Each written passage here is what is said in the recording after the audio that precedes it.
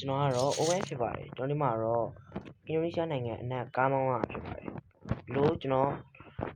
ခီးတဲ့ဒီဘလူးဝင်ဆောင်မှုပြင်လဲဆိုတာကိုအဆုံးလေးကြည့်ပေးကြပါဦးကျွန်တော်ကတော့ဒီအစအဆုံးပေါ့နော်ဒီ Banda H ကနေကျွန်တော်ဒီမောင်းပါဘလူးဒီမောင်းပါဆိုတော့ကျွန်တော် RB 6 သိန်းကျော်ရမယ်ဆိုတော့ကျွန်တော်မောင်းရအောင် let's go ဒါကတော့ Power 1ဖြစ်ပါတယ်ဒီထဲမှာဖီဝါကျွန်တော်ဝင်နေတယ်ဗျာ sorry ဗျာနော် let's go okay let's go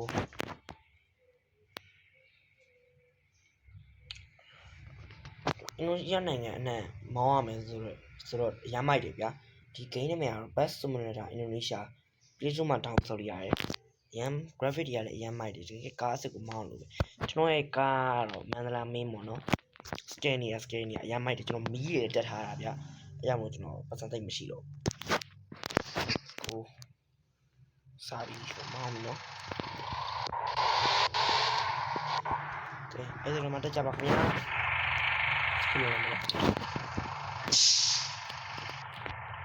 ကျွန်တော်မက်ဒန်တို့တောင်းနေပါပြီမရှိနိုင်ဘူးမဆန်တဲ့9 နာရီ4မိနစ်ပါဘယ်ပါလဲကောင်းပါဒီတော့မောင်းပါဗျာဘယ်ဆိုဘူးဘယ်ပါ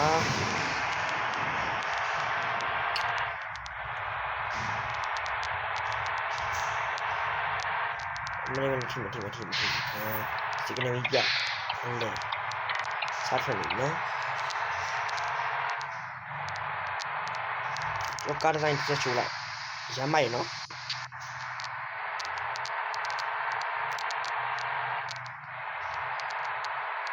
အရှိမကားနဲ့ပိတ်နေတယ်ဗျဆိုအော်တိုလမ်းမောင်းလို့ရတယ်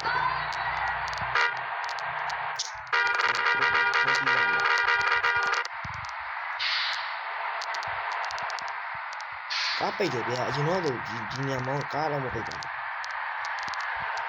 ဒီညပေါ်လာပြီးကားပိတ်တယ်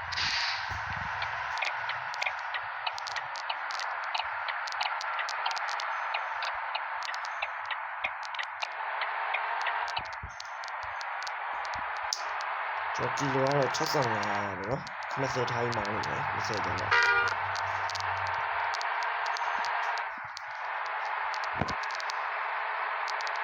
ရမ်းမောင်းကောင်းတယ်နော်အင်ဒိုနီးရှားနိုင်ငံနဲ့ကျွန်တော်ကားမောင်းရဖြစ်ပါတယ်ကျွန်တော်လည်းကားမောင်းဆဲထားနေပါပြီလို့နော်ကြီးတဲ့တွေကိုပို့ပြီးကြီးတဲ့တွေပို့ပြီးကြီးတယ်မခင်ဗျာကျွန်တော်တို့ breakfast lunch dinner ကိုကျွန်တော်တို့အချိန်ပေါ်မူတည်ကြည့်ရမှာဖြစ်ပါတယ်9:24နာရီစာပစ်ကိုချိန်ပြရတယ်အဲ့ဒီလိုကြီးများခင်ဗျာအဲ့မျိုးစာပစ်တွေကျွန်တော်တို့ပြီးမန္တလာမင်းပေါ့နော်ကျွန်တော်ကကျွန်တော်တို့ပတ်ဖျက်နှံသွားတယ်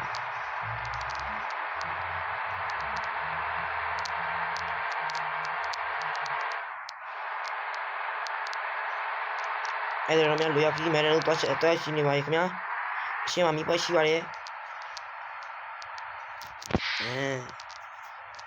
ရမိုက်တယ်ဒီဗီဒီယိုလေးကိုကျွန်တော်တို့ကြားနေတဲ့ကျွန်တော်တို့ like share subscribe လေးလုပ်ပြကြပါဦးခင်ဗျာsubscribe ပါလေးကျွန်တော် 1k ပြည့်ကျွန်တော်ပါတကယ်ကျွန်တော်ကျေးဇူးကြပါကျေးဇူးတင်ပါတယ်ဗျာအရှိရကားတကပြောတတ်ပါဖမှန်လည်းကြည့်ရသေးတယ်ဗျအရှိရကားကိုတိုက်တယ်ဒါ multiplayer လည်းဆောက်ရရတယ်ဗျကျွန်တော် free ပဲမဟုတ်ဗျာဒီကမဟုတ်အရှိရကား Honda Fit လေးလားမသိဘူးနော်ဒီည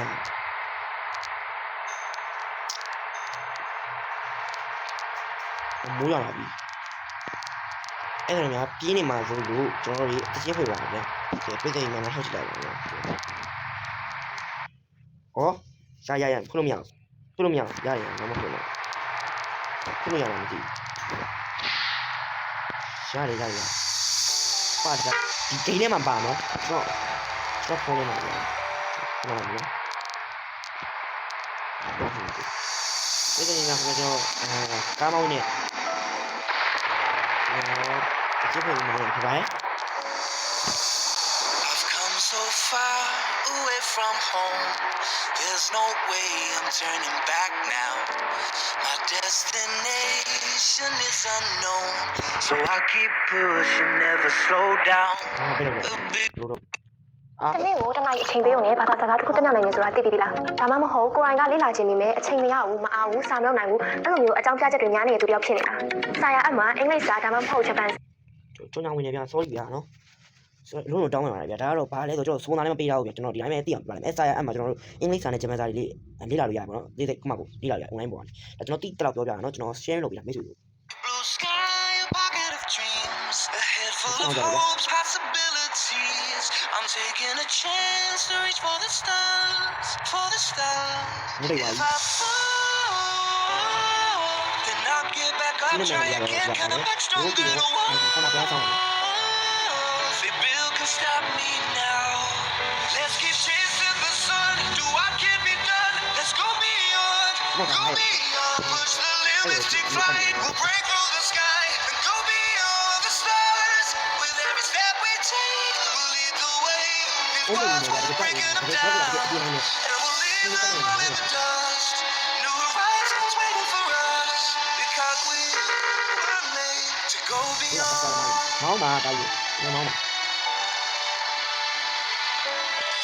I won't forget where I came from. I'll use my past to build my future. Keep moving forwards, go beyond what they thought possible. If I fall, then I'll get back up, try again, come back stronger. No one, they build stop me now. Let's keep chasing the sun, do what can be done. Let's go beyond, push the limits, take flight. We'll break through the sky and go beyond the stars. With every step we take, we'll lead the way. These walls we're breaking them down, and we'll leave them all in the dust and go beyond. Expectations and dreams to be stronger, to push harder than before. It's a time for change. We're standing on the edge of greater.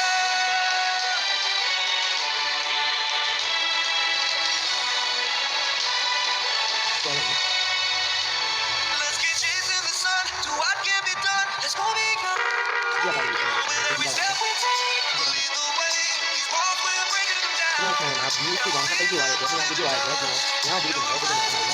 န်တော်ကလည်းပြပါဗျာကျွန်တော်ပြည့်တယ်ကြောက်နေရောကျွန်တော်ဟို subscriber 800ရလို့မယ်ဒီလတော့ကျွန်တော်800ရောက်တိုးတာတယ်ဒါပေမဲ့မရနိုင်ဘူးဗျာဒါကြောင့်ကျွန်တော် subscriber စတန်လေးကျွန်တော်လုပ်ပြကြပါအောင်လို့နော်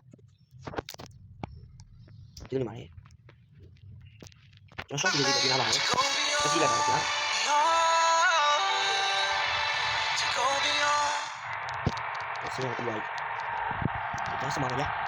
လည်းကြော်လိုက်တယ်လည်းကြော်လိုက်တယ်ဟုတ်တယ်ကားလာဒီလိုထွက်နေအဲ့လိုကြော် easy လေးပဲနော်ဟုတ်ကဲ့ဒီကဘာကြောင့်ရှိလဲမလို့ဘူးရတော့မယ်လေကျေရဟာနေတော့မရသေးဘူးမရသေးဘူးမီကာမီလေးထားကြမှာဖြစ်တယ်ကျမတော့တောင်းတော့နေခိုင်းနေပြရခတ်တယ်အဲ့တော့တရားတွေပါရှင်းမိုက်တယ်ဒီမှာကောင်းမောင်းနေရတယ်ရမ်းလိုက်ဒီကျွန်တော်ဆုပ်ပြရတာကျွန်တော်မရဘူးဒီစမှာကျွန်တော်ရှင်းလို့ပြပါဒီကနေ့ဆုပ်တယ်နော်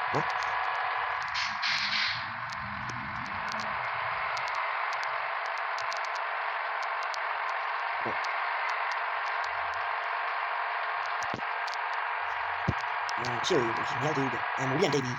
ဟိုအမြင်တက်နေပြီအဲ့ဒါကတော့အဲ့လိုခီးရောင်းရခီးတော့ကိုနင်းမိသွားပြီဖြစ်ပါတယ်နင်းမောင်းသွားပြီဖြစ်ပါတယ်ကျွန်တော်ခီးတော့ကိုနောက်ထပ်မိနစ်နဲ့လောက်ကြာရင်နိုင်နေလောက်ကြာရင်ကျွန်တော်အဲ့လိုလိုရခီးနေရရှိပါခင်ဗျာကျွန်တော်ပြောတာပါခင်ဗျာတတိယကြီးလည်းရှိတယ်ဗျဒီကိန်းနဲ့ရမိုက်တယ်ဗျ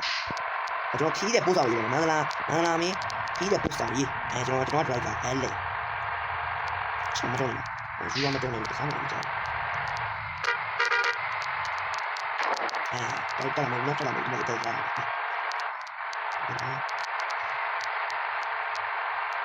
ရှေ့ကတော့ခိုင်းကြကြာအောင်ကြအဲ့ easy လေးပဲ easy လေးပဲeasy လေးပဲစကနေဒီမှာတော့လေကွာ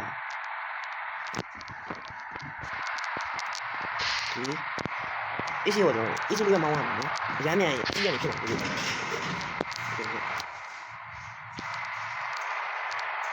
လည်းပဲတောင်းတော့အမဲတောင်းပြီးတော့မယ်ဒ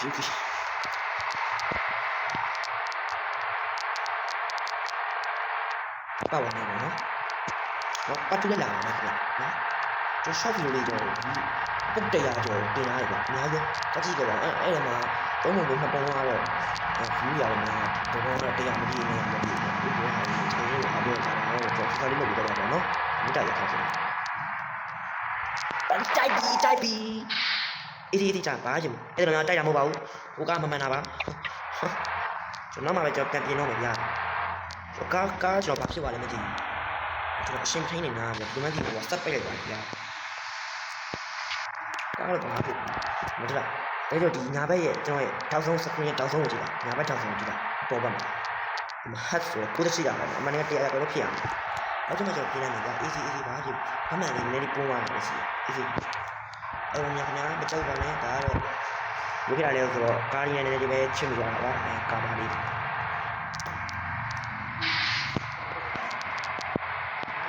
ဒီပါ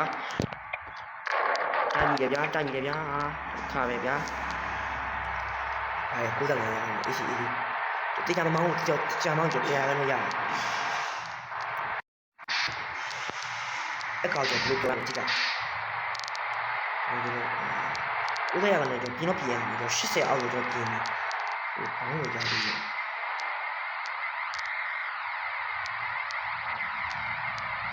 ဝါပါဟာအစီရကပါကြီးတိုင်ကားလို့ဒေါ်လာကြီးလို့နဲ့ဒေါ်လာကြီးဖြစ်ဒီရင်းစောကြီးနော်တကယ်ကြီးရမ်းဆော့လို့ကောင်းနေတယ်မာတီပလီယာမှာကျွန်တော်လည်းဆော့လို့တွေ့နေတယ်တကယ်ကြီးကောင်းလာတယ်နော်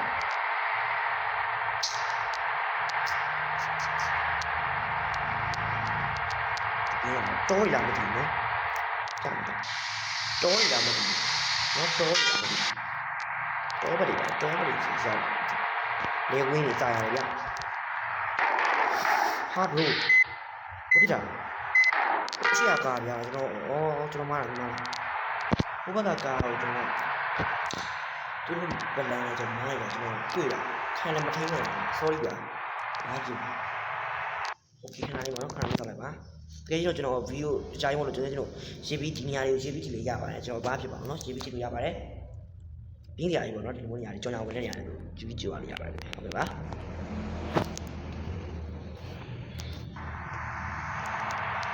ဒီအဲ့တော့ဗျာအဲ့တော့လိုရခီးကျွန်တော်ရောက်ချီတော့မှဖြစ်ပါခင်ဗျာတော့ကျွန်တော်ကားလည်းစက်ပြတ်တက်နေပြီကျွန်တော်ခုံလေးပေးပြီးဘာမှအဆင်မရှိတော့ဘူး90ရာခိုင်နှုန်းဖြစ်နေပြီအဲဆိုကျွန်တော်ဒီမှာ easy လေးမောင်းတော့ကျွန်တော်ညံမောင်းလို့အဲ့လိုညံရအောင်စပိန်ကကားလမ်းမပေါ်တက်မောင်းနေမဖြစ်သေးဘူးစပိန်ကဆိုင်နေမှာဒီတိ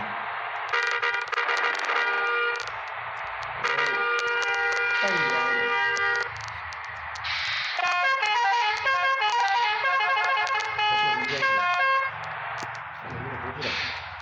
တဲဆိုင်နောက်ကကောင်း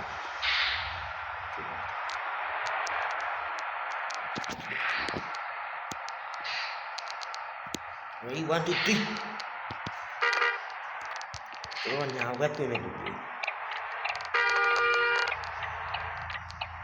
ရှိပြီလားသူထားရင်းနော်သူစီရှိရတယ်လားစီပြအောင်လို့88လီတာပဲရှိတယ်ရှိပါလိမ့်မယ်ဘယ်ရောက်ရင်ရှိပါဦးစီပြဖို့ဘာချက်ကတိတ်မရှိဘူး free ဖြစ်လာဒီဘာကြလဲ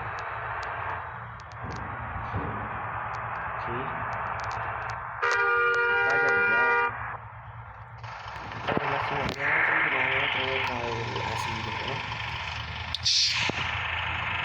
ဟိုကျွန်တော်ရဒီကောင်းရတော့သိပြီပေါ့အဲ့ဒါကိုချက်ကြည့်ရအောင်နောက်ကြရည်ကဲအဲ့ဒါမှတက်ပြဗျာ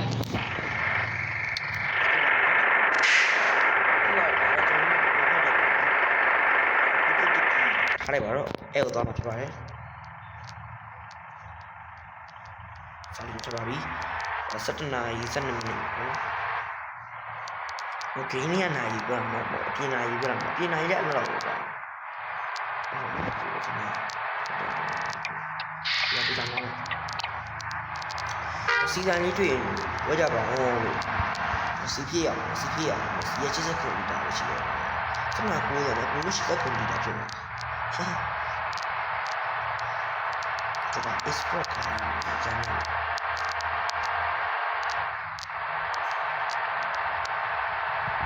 ကြည့်ရပါရဲ့အပေါ်မှာဆိုရကြတယ်ဟ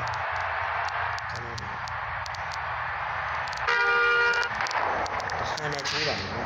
ဟန်ချိုးအောင်ဆိုတိုက်တာဟန်နဲ့လေးပဲဟန်နဲ့ချိုးအောင်ဖြစ်ကြဘေးကကားနေနေတိုက်တာမဟုတ်ဘူးနဲ့တိုးထွက်လိုက်ဘေးရောက်လိုက်တိုက်တာဟုတ်တယ်ဆိုင်ရတဲ့ဆိုင်ကြီးကစပိတ်ကြီးပထမဆိုင်ကြီးစပိတ်ကြီးလာတယ်ဆက်ပြီးကြော်ရအောင်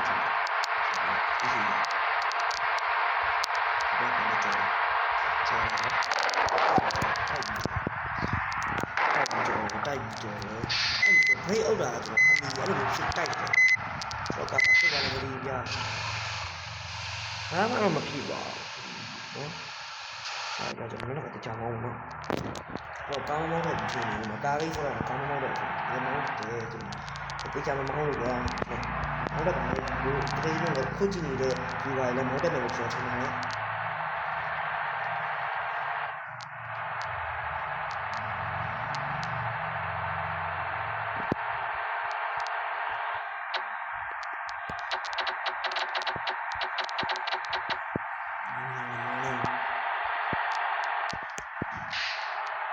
ဒီပေါ်မှာဆက်လို့ရတယ်ကြားတယ်ဒါကြောင့်ဒီလိုနော်ငါကြည့်ပါဦးဗျာကျွန်တော်ကဒီနေ့မှလည်းရအပြင်မှာဆိုတော့တန်လေးဆောင်အောင်မသိဘူး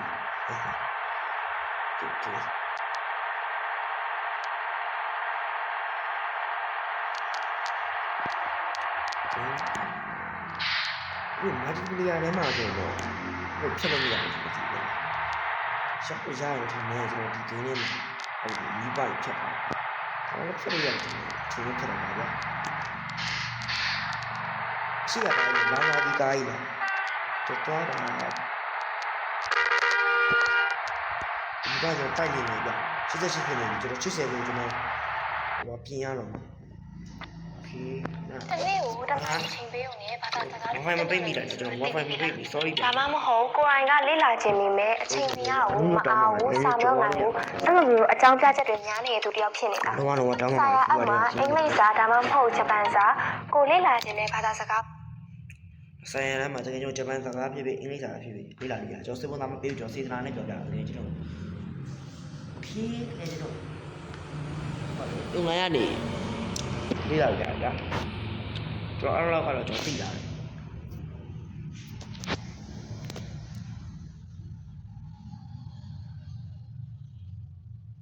ခဏလေးဆောင်လိုက်ပါနော်ပြပါ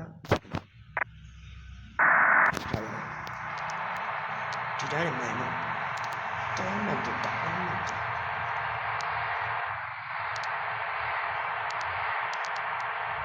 ရှေ့ကဖီးမောင်းရတယ်ကျွန်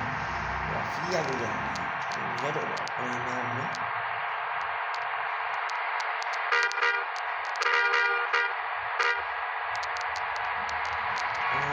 နော်လာကျွန်တော်ဆက်ထားလည်း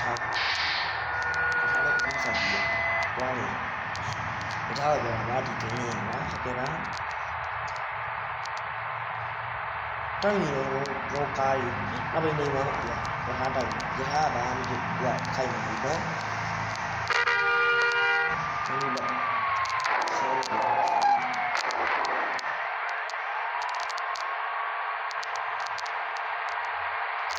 မြန်မာနိုင်ငံအဲ့ဒါမှမဟုတ်အဲ့လိုရာစီးတီတော်တော်များများ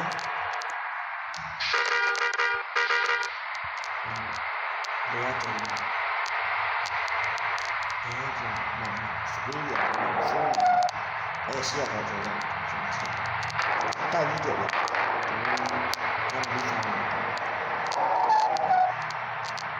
်တိုင်နေလို့အေးတော့ကြောက်တယ်အတိုက်ရတယ်ဒီ တိုက်တာမဟုတ်ဘူးဗျတွန်းလိုက်တာဗျ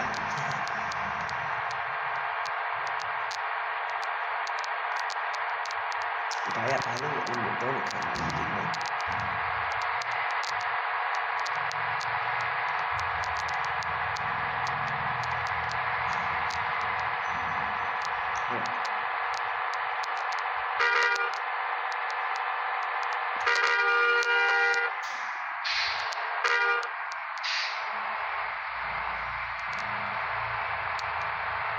အဲ့လိုမျိုးတော့မျိုးတိုက်နေမှာဒီကဒီမပြေဘူးတော့လည်းကြည့်လိုက်ကြတော့ကြာတော့ကိုတော့ကီလိုရ100ကျော်နေပြီ120တနာယူ120နှုန်းနဲ့မောင်းလိုက်ပါခင်ဗျာ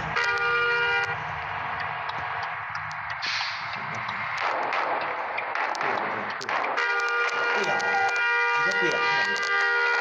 အမှန်ပြလိုက်ကျွန်တော်ဒီဘက်နော်ဘယ်ဘက်ပြန်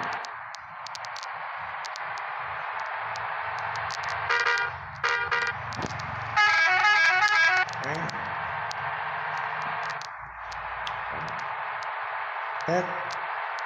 ကင်ထိုင်ကျွန်တော်အင်္ဂလိပ်စာတန်းနေတဲ့တော့ဖတ်တတ်ပြီဗျအင်္ဂလိပ်လိုရေးတာပဲနိုင်တယ်သူတို့အဲ့ဒါတော့မှန်တယ်ကျွန်တော်ပြရအောင်နော်ဒီဘာမစမရှိပါဘူးနော်ရှိတဲ့ကိုဗျသူ့ကမရဘူးဗျအဲ့ဒီမျိုးကျွန်တော်ဆောက်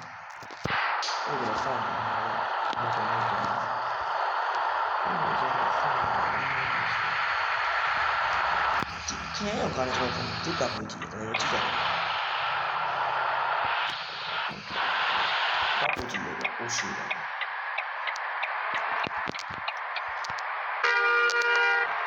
ီ driver ရေးမှာတော့စိတ်ရှိတယ်ဒီတိုင်းနဲ့ဆက်ပါ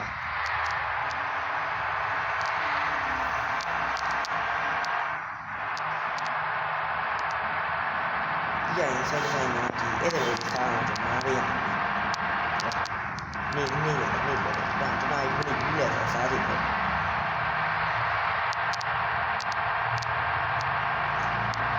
မနားရကြတာဒီနေ့မှာလက်ခံတော့ဒီနေ့ဒီနေ့ဒီနားရမှာဟုတ်တယ်တနားရနေဆိုင်ရမတွေ့ဘူး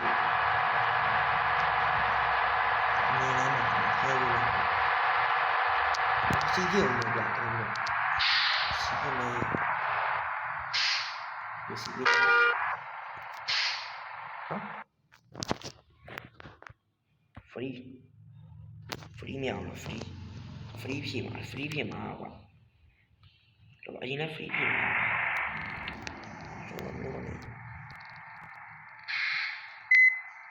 အရင်က free ဖြစ်တယ်ပြောင်းလို့ဗျာဘူးလာပြီစီးပြပါမယ်မောအောင်ဆုံးတယ်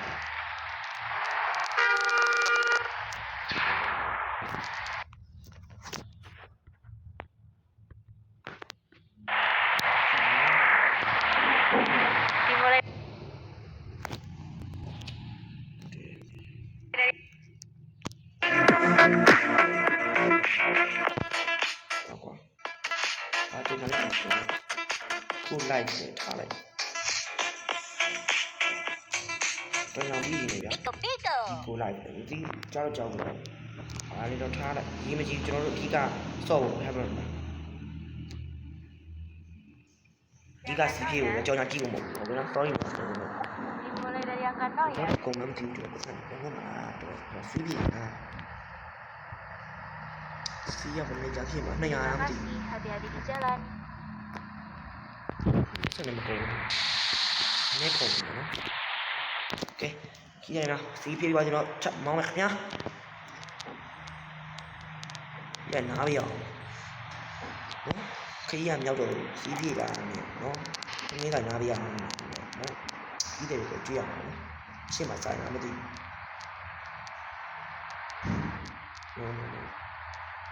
ဖိုးဆိုင်မှာကြည့်ဘာမှနားလို့တော့နော်โอเคအဲ့ဒါများဒီကစားရပြီစားရအောင်နော်အဲ့ဒါမှစီးမှာစီးမှာတော့ခံပြမယ်နော်ခံပြစီးဒီကတမ်းမောက်ပြီဘာလို့ရရကြ တော့ဒီမိုက်တပုံးအားစားကြရတယ်ဒီလိုဟိုတော့ဟိုချာ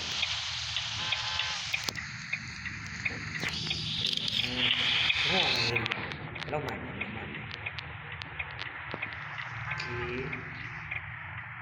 အဲ့ဒါစားရင်တော့10 မိနစ်ပြပါ10 မိနစ်ပြပါအများစားရပါ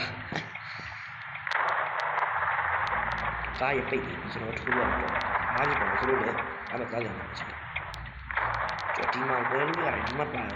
ပစ္စည်းတွေလို့ရဒီမှာတော့တခါလဲတစ်ချက်နဲ့ချက်ပစ္စည်းတွေဝယ်လို့ရတိုင်းနဲ့ပိုက်ပါလို့ပြောတယ်ကဲအဲ့ဒါမှတင်သွားမယ်ကြည့်10 မိနစ်ကပြည့်ပြီโอเคကြီးစပ်မယ်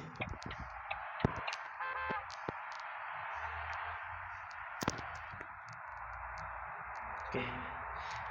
အဲ့ဒါလည်းခင်ဗျာပိုက်ပါကြရလားဘာလို့ဆိုတော့သမင်းစားလို့ညာလဲအေးလေးပြလေးတောက်နေလို့ရပါပဲဒါပေမဲ့ဆိုင်းရအဲ့တော့မမြန်ဘူးမှာနော်ဒီတိုင်းတော့မြန်တော့ပဲ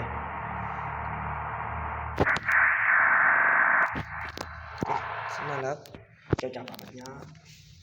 ကျော်ဆိုင်တော့ 1K ပြီးတော့ပဲဗျာကျွန်တော်ကို subscriber 900ကျော်ပဲရှိရဗျာကျွန်တော်တေးလို့ဆိုတာလိုကြီးဒီမှာကြီးဆိုဗျာ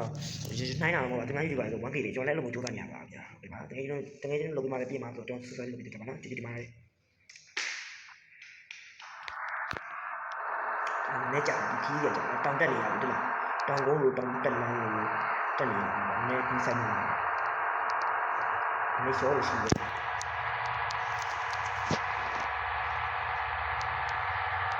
အဲ့ဒါဒီတိုင်းလည်းကျွန်တော်ပြောပြီးရ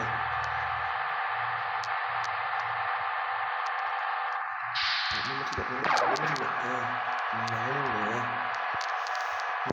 နားတက်နေတယ်တိုက်တယ်အဲ့ဒါလည်းဘာမှဖြစ်ပါအဲ့ဒါလည်းဘာမှဖြစ်ပြီးရောကားလည်းဖြစ်မှာကျွန်တော်လည်းဖြစ်မှာတောင်းတနေဒီကနေ့ဒီကနေ့ကားပြီး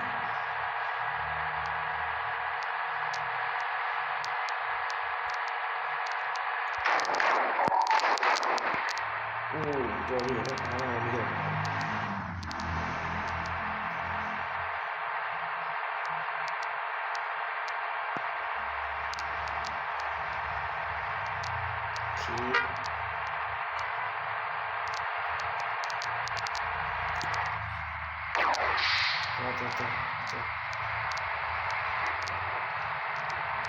ဒီခီးကိုကျွန်တော်တို့ခုမောင်းရတယ်။မောင်းနေကြတော့ချက်လို့။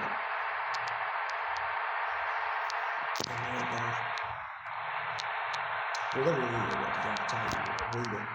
ဒီလိုမျိုးတွေ။ဘာလို့လဲလို့ပြော။ညာကျင်းနေလို့နော်။အဲ့တော့ကျွန်တော်တို့ဒီနေ့ဒီတော့ဒီနေ့ဒီတော့မလုပ်တော့ကြာလမ်းကျင်းနေကြ။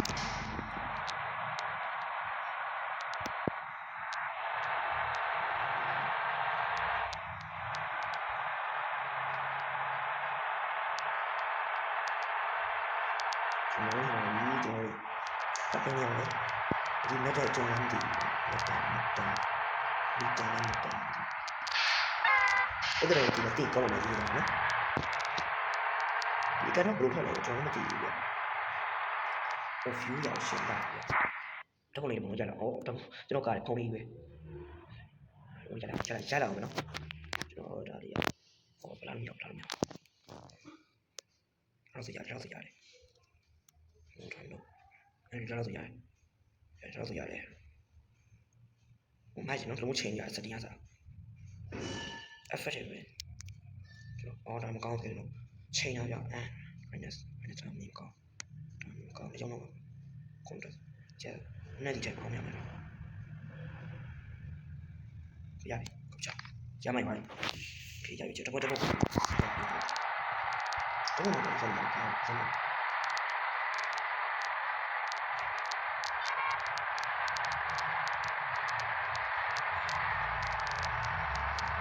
ကွန်တက်လိုက်နေပါဟုတ်တယ်။ဒါ